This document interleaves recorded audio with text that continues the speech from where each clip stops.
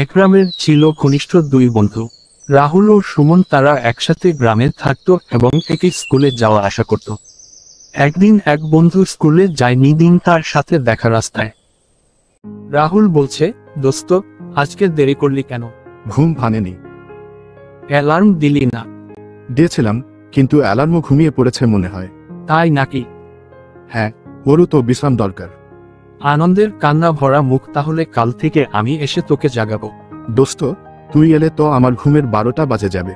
তারপর দুই বন্ধু হাসতে হাসতে চলে গেল।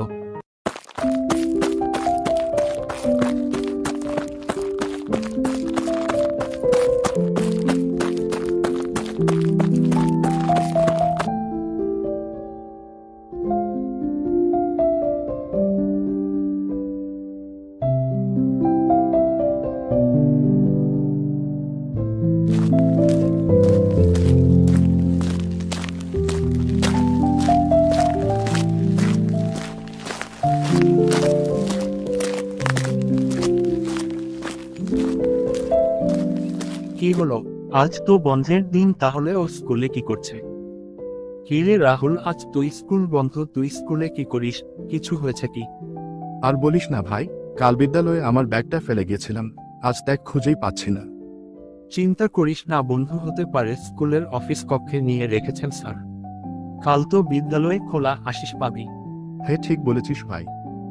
চল, সন্ধ্যা হয়ে যাচ্ছে, বাড়ি যাই। সুমন, আজ দুপুরে আসার সময় কে যেন আমার পিছু করছিল, তারপর থেকে আমার হাতটা খুব ব্যথা করছে।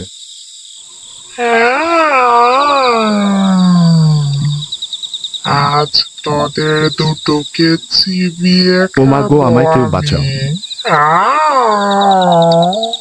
রাহুল ভাই পালা, ভাই পালা, ও আমাদের পিছে আসছে। কোথায় যাচ্ছিস? তোদের আজ মেরেই ফেলবো আমি। কি হয়েছে সুমন, তোর শরীর খারাপ করেছে কি? তাড়াতাড়ি পালা ভাই, ও আমাদের দিকে আসছে। এই দেখ আমার হাতে প্রদীপ, আমি তোকে জ্বালিয়ে শেষ করে দিব, চলে যা এখান থেকে। ধন্যবাদ বন্ধু, তোর জন্য আজ আমার জীবনটা বেঁচে গেল। চল বাড়ি যাই তাড়াতাড়ি। ধন্যবাদ বলিস না, বন্ধুর জন্যই তো বন্ধ এগিয়ে আসবে। আচ্ছা, তুই এই প্রদীপ কোথায় পেলি? আসলে ভাই, আজ মা বলেছেন আসার সময় যেন একটি প্রদীপ কিনে নিয়ে যাই, তাই আজ বেঁচে গেলাম আমরা।